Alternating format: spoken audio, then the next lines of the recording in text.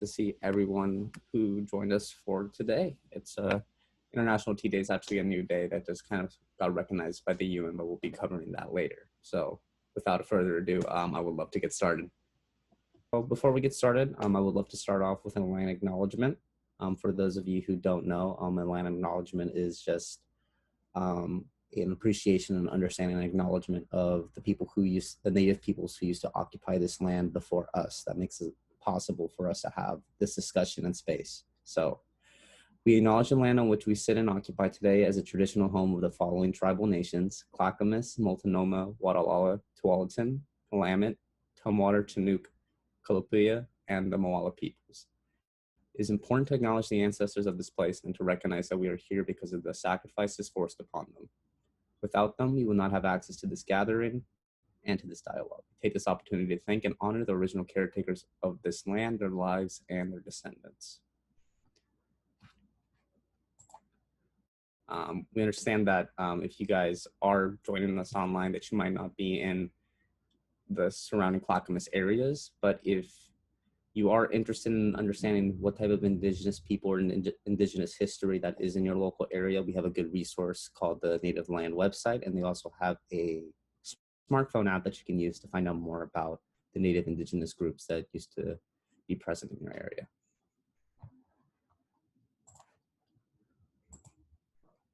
Okay, and slide 4 is working, so I will be going over this really quickly here. So APIDA Heritage Month. We understand that this month is usually called API Heritage Month, but for the main reason for it is that we wanted to include people from Desi descent to be a part of this Heritage Month at Clackamas Community College, and it's also in correlation with our club on campus as well. So there are a number of terms that are used to denote Asian and Pacific Islander populations, including the Asian Pacific American, APA, Asian American Pacific Islander, AAPI, and Asian American Native Hawaiian Pacific Islander.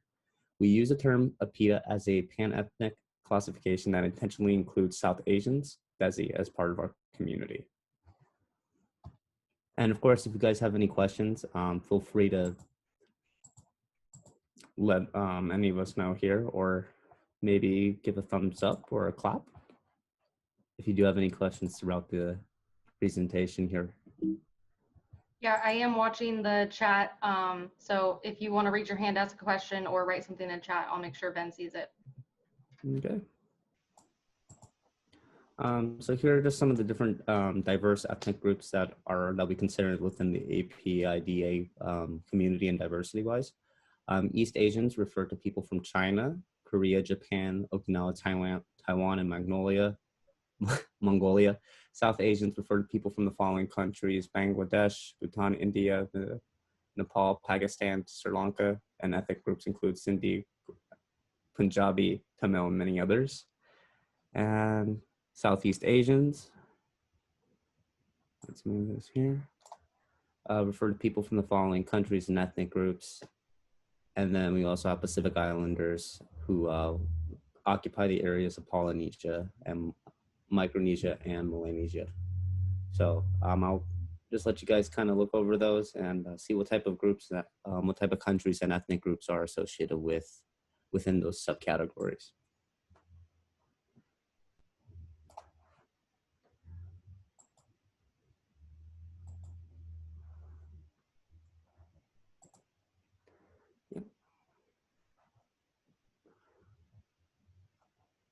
Okay, moving on here. And we're just gonna let you guys know right now that we actually have an origami workshop on Zoom next week on Tuesday from 12 to 1. All ages and experience levels are welcome, and it is open to the public for you guys to register for this event that we're having next week. It'll be the same type of steps that you did to register for this event that we're having today. Just go onto our Instagram page and click on our bio and register via the link that we have available. And we also have an APIDA Student Club meeting next Thursday from May 28th, 12 to 1 p.m. And it's open to all students, which I am the president of. And we also have our vice president present as well, Kushal, if you want to give a possible clap or thumbs up. Yeah, who is my vice president for the club as well. So we'll be more than happy to have any more people come and join us and kind of do a year roundup as we kind of close out the term here at Clackamas Community College. And if you want to follow more information, we do have the MCC Clackamas Instagram, and we also just made the APIDA Clackamas Community College Instagram page as well. So why do we have International Tea Day? International Tea Day was formally proposed in 2015. The principal officer and secretary of the Tea Research Association at Thailand, Jorhat, India, the United Nations designated May 21st as International Tea Day just this year. It was actually, like prior to this, was celebrated in December, but it was kind of used as more of a marketing tactic for companies to kind of sell their tea products during the holiday seasons. But they kind of changed the date because the way that they were producing this tea wasn't essentially the most ethical and sustainable way of producing it. So International Tea Day hasn't changed, and it's intended to promote and foster collective actions towards sustainable production and consumption of tea. We have a quote here by the United Nations. Tea can play a significant role in rural development, poverty reduction, and ensuring food security in developing countries because of it being one of the most important cash crops. Yep. And we're just going to go over tea production and some of the sustainable development goals of it. There's an urgent need to raise public awareness of the importance of tea for rural development and sustainable livelihoods. Tea production is highly sensitive to changes in growing conditions and can only produce in a very limited number of countries that fit those environmental conditions. Tea production and processing contributes to the following UN Sustainable Development Goals, which is the reduction of extreme poverty, the fight against hunger, the empowerment of women, and the sustainable use of terrestrial ecosystems.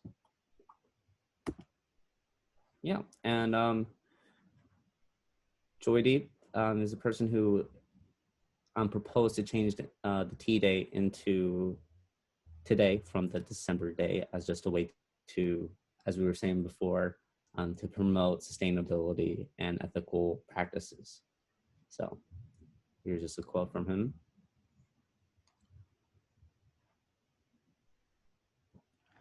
Yeah.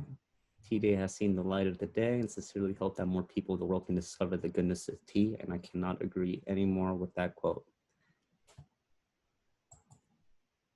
All right, so without further ado, I would love to introduce our guest speaker for today, Sam, and he can talk a little bit more about his experiences with tea and his company. So.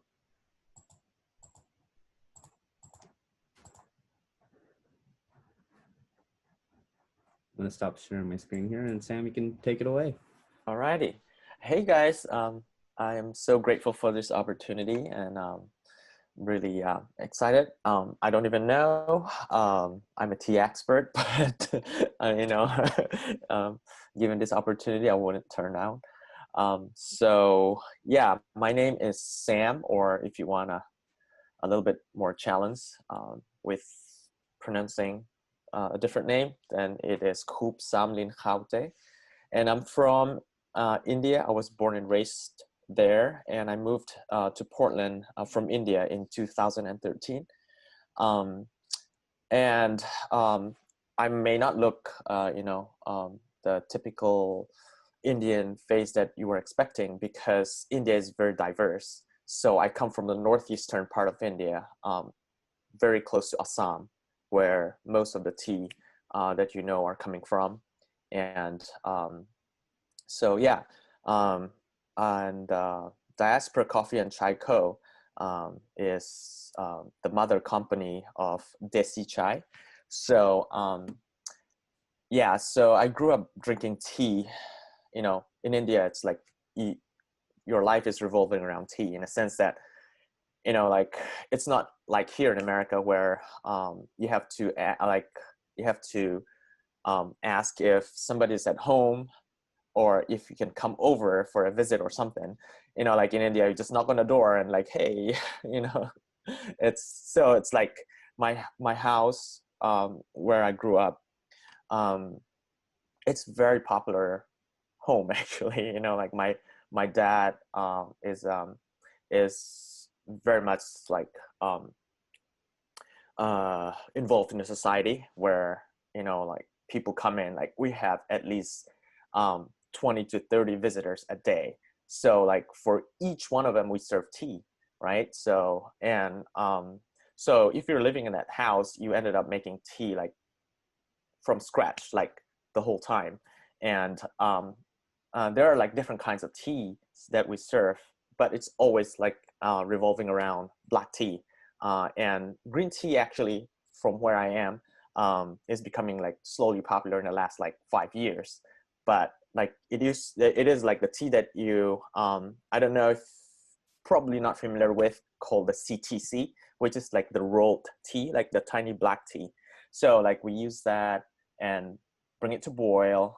No, heat the water, bring it to boil, and add the tea, and then where I'm from, it's in Northeast India, in a remote corner of India, and we don't really have this like what do you call the milk supply that we have here, you know, fresh milk, but we have powdered tea. So like we use powdered tea, which is manufactured in mainland India and shipped all across the country. So you don't necessarily have to have a cow.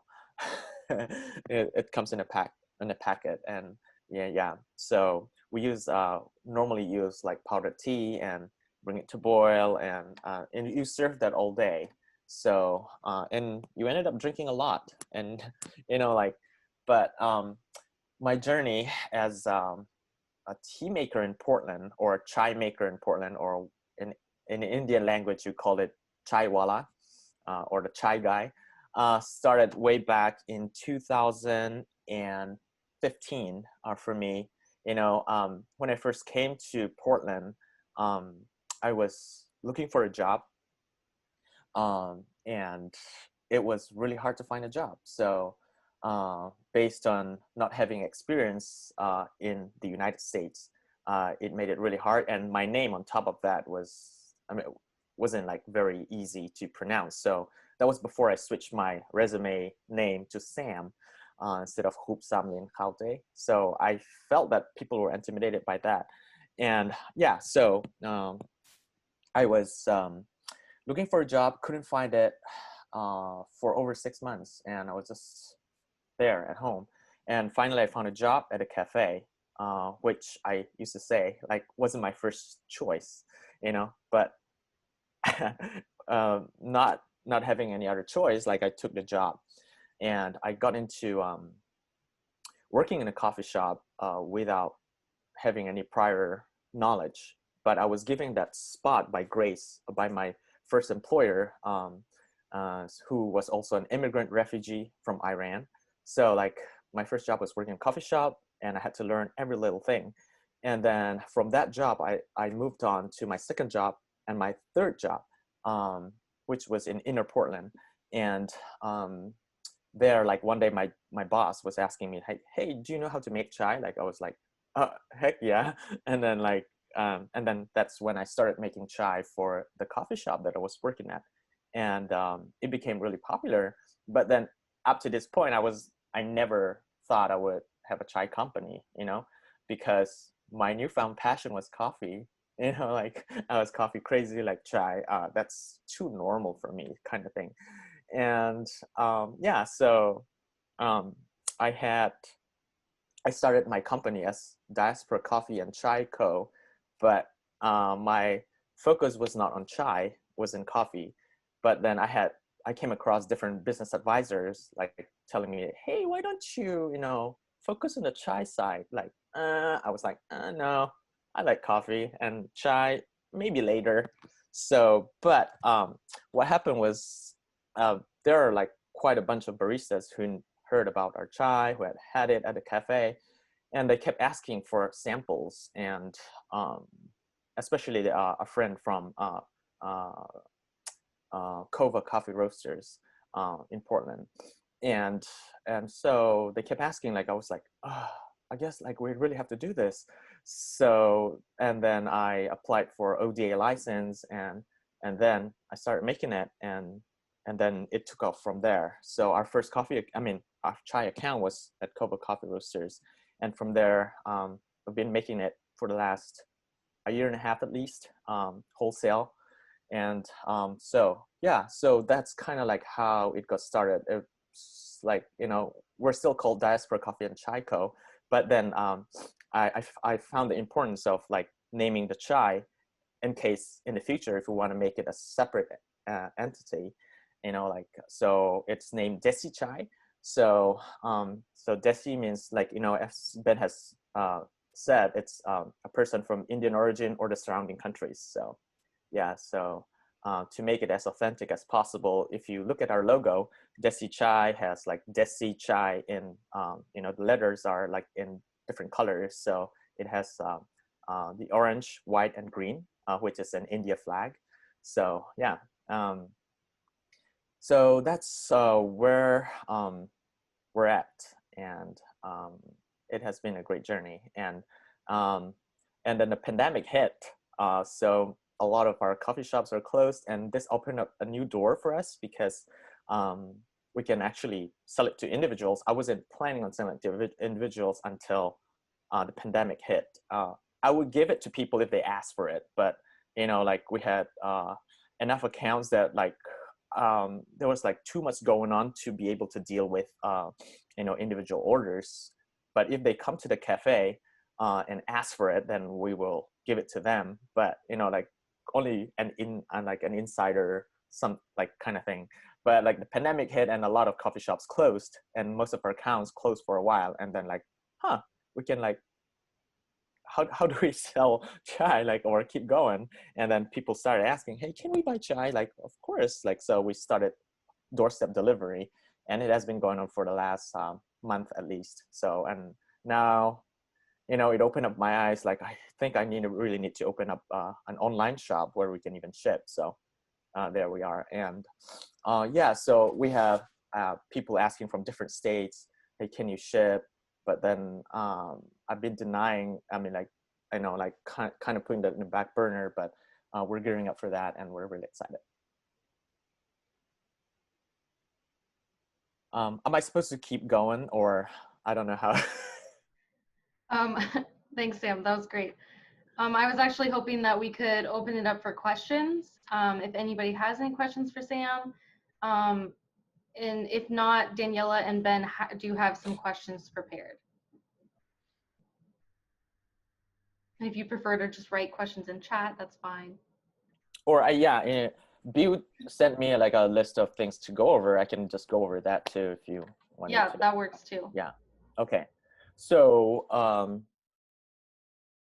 for me, what motivated to create my business was, like I just, as I've said, like finding a job was really hard, and but then my first job, I got it through like a friend's connection who was leaving, my wife's friend, who was working at a coffee shop, was leaving her job to be a teacher, opened up like a spot. So like she just like asked me to come to the shop and meet the owner, and I went and met the owner. And as I said, he was like, he used to be a refugee immigrant from Iran, sorry. Yeah, and then he was like really considerate and very kind, and he offered me like to come the next day without not knowing anything. So that was my first job, and I worked there for 3 months, which was at the end of December, that he decided to close his shop and not renew his lease the following year. But then I was like really grateful that he gave me my first job, so I stayed with him until the very last day. Like we swept out everything, sold everything, and closed the door. And like I was like, oh, I guess I have to look for a different job. I don't have any more, a job anymore. So, and then I started applying, and I got 2 offers, like, and it was like, it struck me like, experience, they're not kidding about it. Like I got 3 months of experience, and I got my second job, like first interview, and then I had another offer. and I had to choose, like it was like that situation. And I worked there, and like with my second job, I felt like this is really cool. At first, I didn't really want to work in a service industry because coming from India, and you had I had language like difficulties, and I'm a very reserved person. So like I didn't really want to work in a coffee shop. But working in a coffee shop was kind of like making me, come out of my like, um, I don't know, reservation, or coming out of like, yeah. So my comfort circle, yeah, it pushed me farther, and like I was becoming more able to socialize and like talk more. And then my second job, I realized like I could really use this for something, but I didn't really know like what it was. And but then I realized I wanted to learn more about this craft. So I worked at my second job for a year, and then I felt like I couldn't learn any more from that shop. So I was looking for a place where that roasts coffee, and so that I can learn the craft of roasting coffee. So I moved on from there and worked at my third job, and my last job before I started my company, which they have 3 shops in Portland, and so I started working there, and I started learning how to roast, and then one day the coffee roaster there, told me that he was moving on to California, and he said that I was the next roaster, like so, and oh wow, yeah, and then it just happened. So I became the coffee roasters, and I roast their coffee for over close to 3 years, and then that's where I started making chai as well. So I was the chai maker of the coffee roaster and the barista at the coffee shop. And so at my third job, I realized that I wanted to start a company in Portland. If I were staying long term in Portland, I want to start a coffee shop, and I'm going to call it Diaspora Coffee and Chai Co. And I just knew Diaspora came up because I wanted it to be a place where, like people who are new in Portland could learn like how to like overcome their fears of like where I was like I didn't want to work in a coffee shop because I was afraid to talk to people. And but then I had no choice. I was put at that place, and it opened me up as a person. I grew really fast, with my cultural integration, and then learn, all the cool I don't know, like the colloquial language, for example. At first, like how I deal with customers was like calling everybody sir, ma'am, and that didn't really work in Portland because it was like, but that was how I learned English, right? And good morning, have a good day, but then people just come in and say, what's up? And I had troubles like there, and then people would crack a joke, and I couldn't really get the joke, and it became really awkward situation. For example, I was slicing cheese one day, and then a lady came up, and she's a regular, like we knew each other already, but then like this awkward situation happened, and it was not fun because I was slicing cheese, and she was like, oh, so you're cutting the cheese, huh? And then I was like, yeah, I'm cutting the cheese.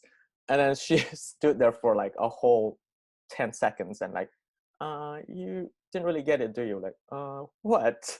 Like, and then she kind of like moved like back slowly, and she didn't even buy anything. Like, she felt so embarrassed. And then I asked my coworkers next day, like, hey, what's going on? Like, she said this, and she just awkwardly walked away, and then everybody laughed and explained it to me, like, oh yeah.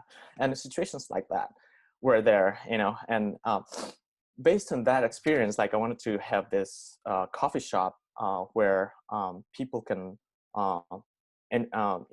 converse with customers and like learn while working, like on the job English, on a real world English class, and real world like skill like class, like on the job. So that's kind of like what I want to create with Diaspora Cafe. So long story short, I met a friend who had the same like idea, at my third job, and then so that's kind of like how it got started. And yeah, so I quit my job and then started working on Diaspora there. So that's what motivated me. Yeah, if there's any question, I'll take it or move on to the next point. Yeah, we do actually have a few questions in the chat. So the first question is from Michelle.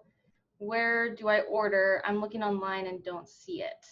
Yeah, so I'm still putting that website together. It's not my strong suit, but if you go on Instagram and just DM me, I can deliver it to your doorstep on Tuesdays. Sorry. Yeah, but we're gonna make it available very soon online. So Awesome. Then John asked, did you find that you needed to change the chai recipe here from how you made it in India? yeah, right. Very good question. Yes, I had to, because chai, how I knew was, you boil it all together, like with the milk, and like let it simmer, and it's very creamy and very great. But then that doesn't work for coffee shops because you can't do that.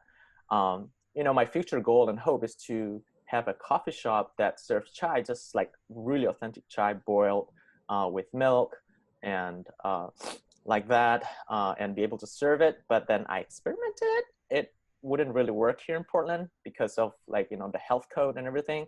Because if you boil chai like for a long term, if you see the street vendors in India, for example, in the streets of Kolkata, they will have all this like chai pot, like thick with milk residue for, I don't know, months, years. Like the chai keeps boiling. It's more like it's like in some countries in South America, they have like mole that cooks like for forever, something like that. And I heard that they go on for years, something like that. So I don't know if they'll be permitted here, health department wise.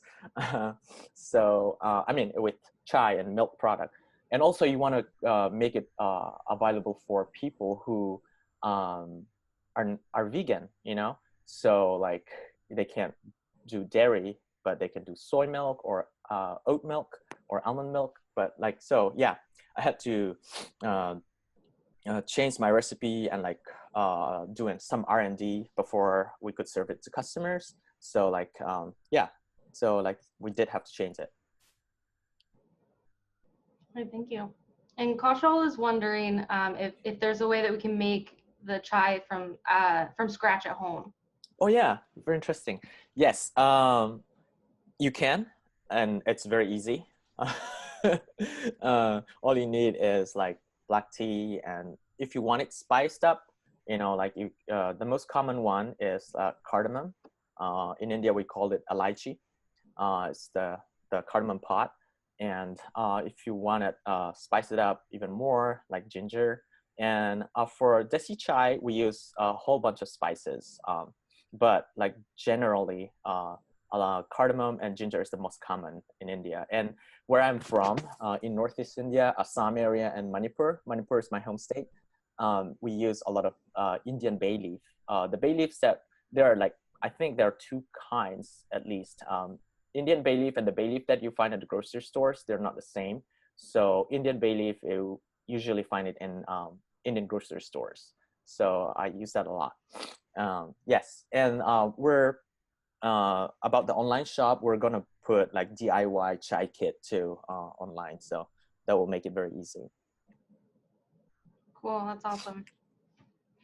Okay, next question is from Ben.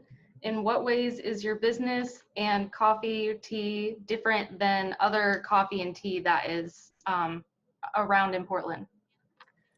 Yeah, so we want to call ourselves like a social enterprise based on what we want to do for.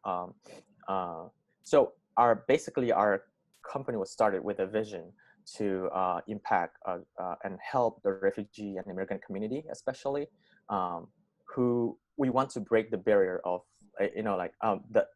we want to break the barrier of not having a job experience and not able to find a job. So we want to create a bridge between having no job to first job experience, so that people can move on to do other things, not necessarily become a barista or like work in a coffee shop, but like have like the experience and also the motivation and the courage to move on and do whatever they want to pursue in life. So that's kind of like our model, and we want to be very conscious about like our like more than profit.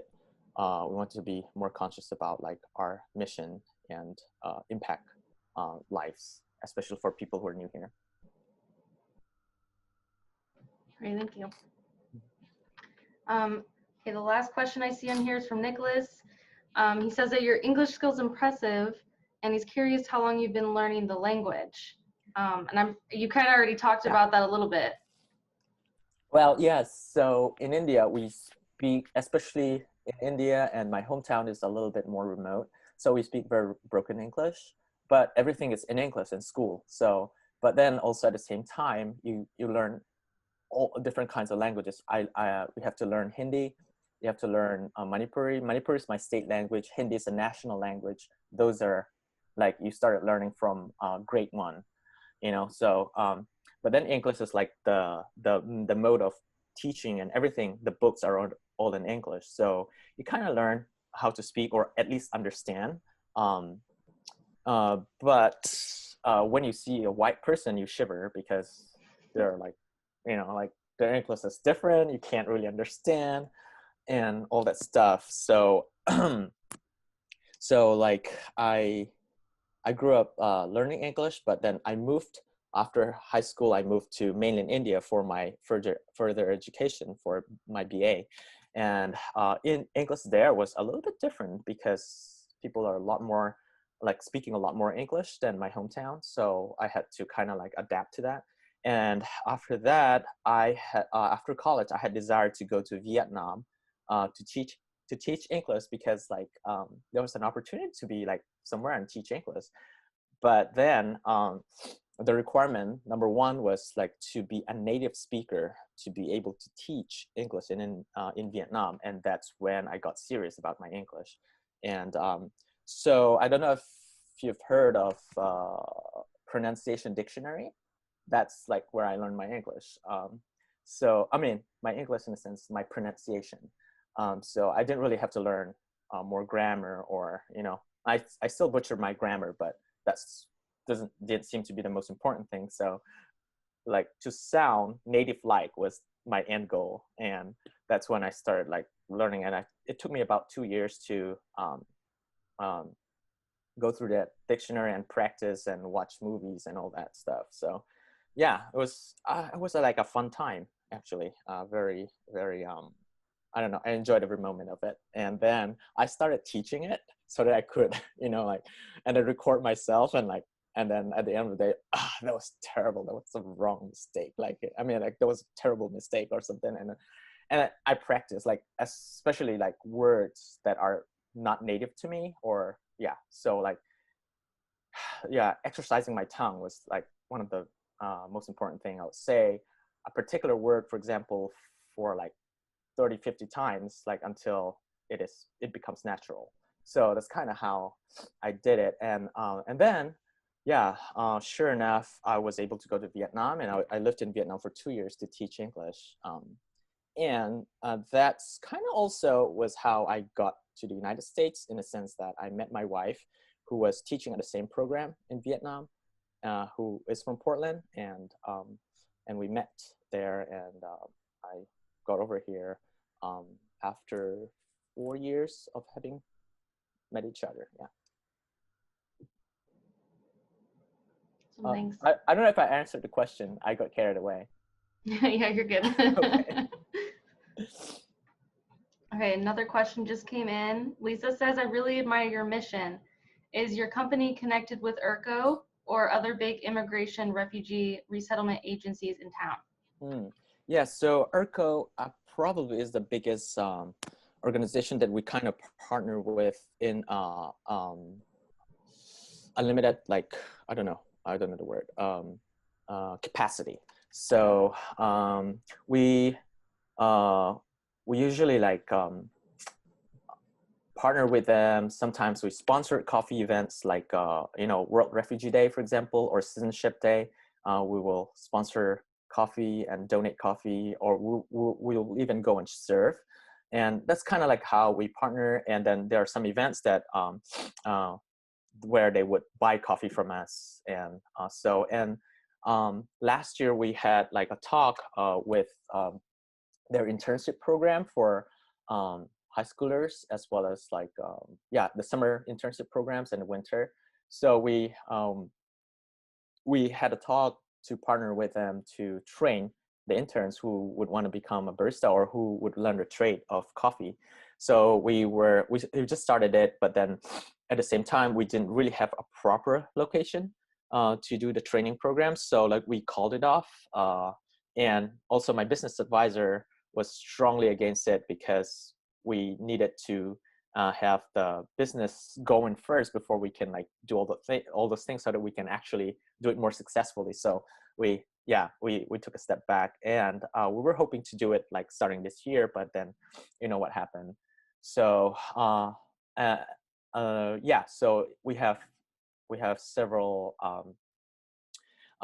relationship with other mission refugee related organizations as well around Portland.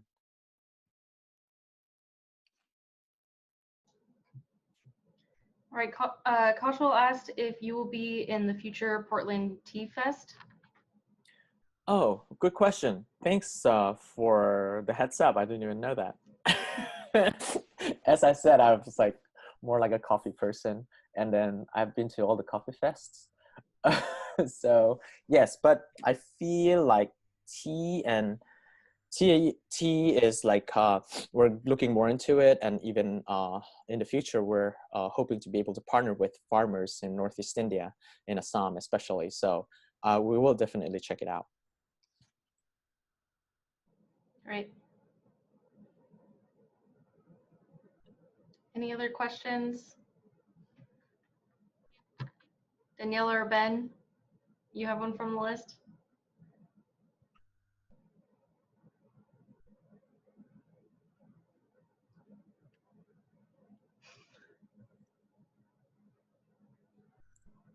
Yeah, I think I'm good. I got my question that I want.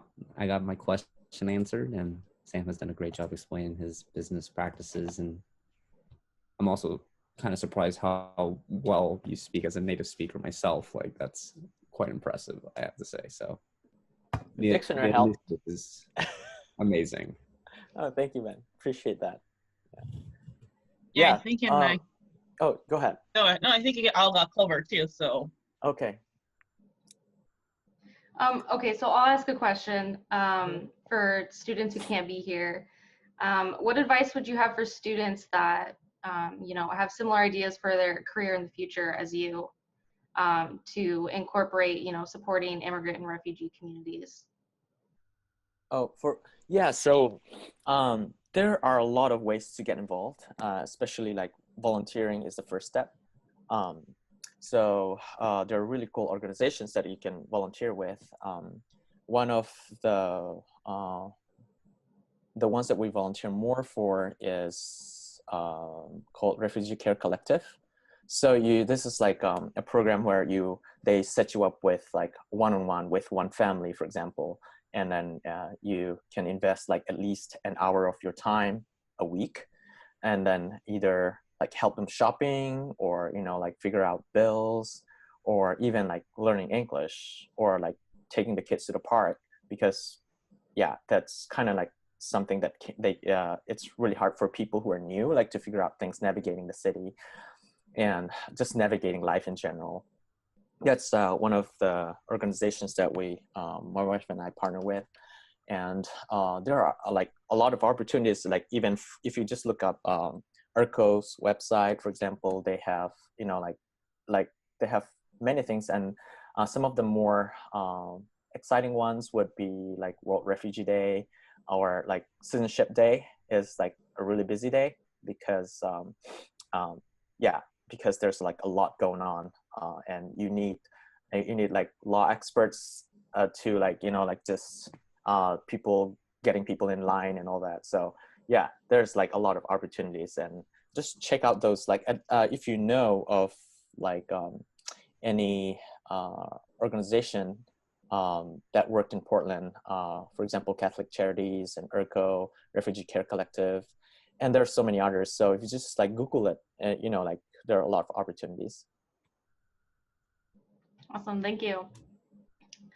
So we are getting down to our last few minutes here. If anybody has any more questions, feel free to put them in the chat.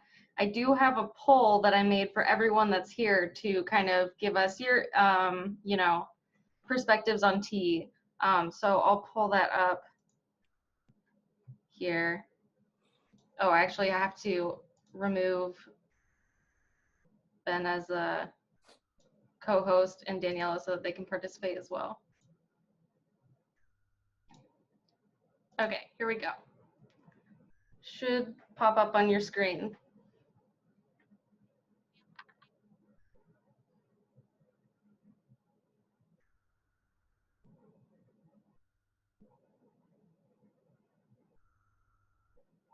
All right, everyone's in.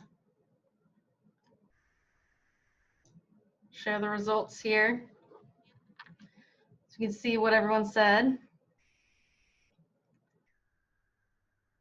Majority of tea drinkers in the room use tea bags. Spice chai is up there as well. All right. And for how you take your tea, straight, nothing added is the most common there. Interesting. All right. Does anyone want to share what they're drinking today during this event? You can feel free to unmute yourself.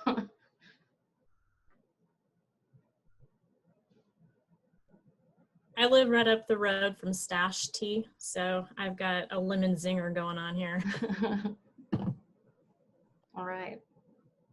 My favorite tea is tea that to me doesn't taste like plain tea, and so I drink Good Earth tea, just the original one that's like cinnamon. I'm drinking a sweet tea. I'm from the South, so I miss my sweet tea. All right. I'm drinking Smith's tea, Rose City Genmaicha, which is Japanese sencha, Maofeng green tea from China, and rose petals. So there's a floral hint to the tea. Awesome. I'm also drinking a Genmaicha tea, but instead of being local Portland like Lisa is, I think Food Joy is probably a mass-produced tea. I don't actually drink hot tea that much at home, but since I've been Zooming a lot outside and because the weather's been cold, I've actually been digging into stashes of tea that I've had for years. So, but anyway, it's still pretty good.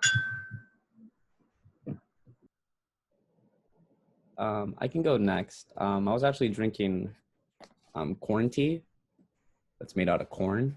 Kind of sounds weird on a surface level, I understand, but if you guys haven't tried corn tea, I highly recommend it. Like, it's really good. So, yeah, that's what I've been drinking today. I go next. I'm drinking green tea. So yeah, thank you. I'm just drinking black tea, and I usually take with cream and sugar. But I do miss at home in Brazil where I can just take the leaf. So I have different like leaves in there, usually like nighttime or tummy ache, and then you can just go in the yard, grab it, and boil them. So that's remind me of childhood. So I haven't found anything quite like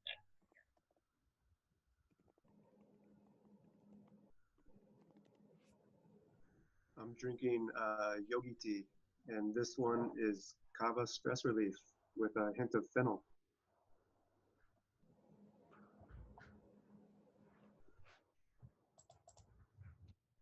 All right. Was that everybody? Wait, we didn't hear from Sam. What is? Oh yes. What is our guest drink? Mine is desi chai. It's a spice chai. So it's our own chai. So I have I have a way to steam it at home. So milk and the concentrate. So it's not made from scratch, sorry, but I got lazy. Awesome. I'm drinking, it's called Golden Masala Chai. It's Blue Lotus Chai is the company. They're in Eugene. I got it because they're local, but now that we've gone through the presentation that Ben shared with us about what this day is about, I kind of thought I should probably look more into the ethics behind them as well. Just because they're local doesn't necessarily mean that where they get everything has some ethical background to it. So I'm going to do some research about that after this. All right. If there's any last burning questions people have or anything you want to share. This was really great. Thanks for organizing, and thank you, Sam, for sharing more about your company, and Ben for the really great presentation. It was great. Thank you, Lisa.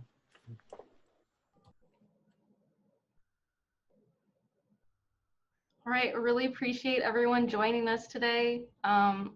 Especially thank you to Sam for joining us and sharing about what's going on with your company right now and your background.